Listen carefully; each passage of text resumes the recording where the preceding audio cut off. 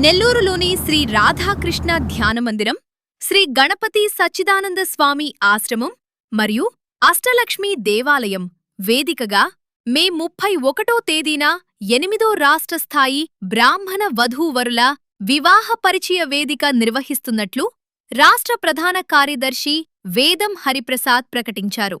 ఈ కార్యక్రమానిక రాష్ట్ర వ్యాప్తంగా ఉన్న బ్రాహ్మణ తల్లిదండ్రులు ఈ అవకాశాన్ని సద్వినియోగం చేసుకోవాలని రాష్ట్ర అధ్యక్షులు కామేశ్వర ప్రసాద్ మరియు ఇతర ప్రముఖ సంఘం నాయకులు కోరారు. ముఖ్యంగా ఈరోజు ఈ సమావేశాన్ని ఏర్పాటు చేయడానికి కారణం మే 31వ తేదీన రాష్ట్ర వివాహ పరిచయ వేదికకు నెల్లూరు ప్రాంతంలో నిర్వహించే విధంగా ఈ కార్యక్రమం చేపట్టడం జరిగింది.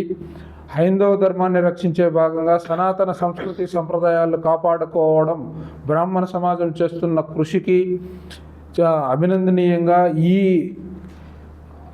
ధర్మ పరిరక్షణలో భాగంగా 31వ తేదీన రాష్ట్ర వ్యాప్తంగా వధూవరుల వివాహ పరిచయ వేదికను నిర్వహిస్తున్నాం.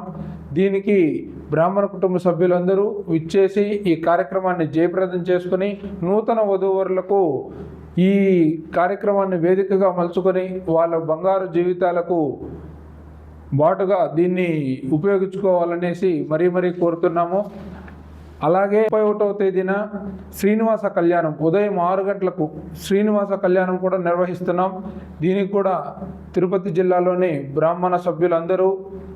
బ్రాహ్మణ కుటుంబ సభ్యులందరూ కూడా పాల్గొని దీన్ని దిగ్విజయం చేయాలని కోరుకుంటున్నాను. సంఘం మరియు ఆంధ్రప్రదేశ్ బ్రాహ్మణ సంక్షేమ సమైక్య సహకారంతో 8వ రాష్ట్ర స్థాయి బ్రాహ్మణ వివాహ పరిచయ వేదిక ఈ 31/5/2026న అష్టలక్ష్మి దేవాలయం శ్రీ రాధాకృష్ణ ధ్యాన మందిరం నందు జరుగుతుంది.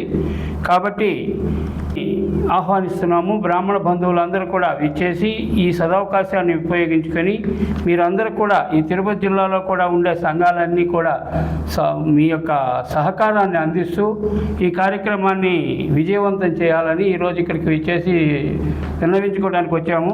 ఉదయం 6 గంటల నుంచి శ్రీనివాస కళ్యాణం పెట్టున్నాము.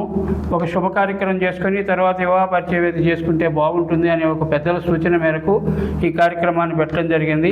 కాబట్టి దానికి కూడా మీరు అందరూ విచ్చేసి కార్యక్రమాన్ని జయప్రదం చేయాల్సిందిగా కోరుతున్నాను. ధన్యవాదాలు.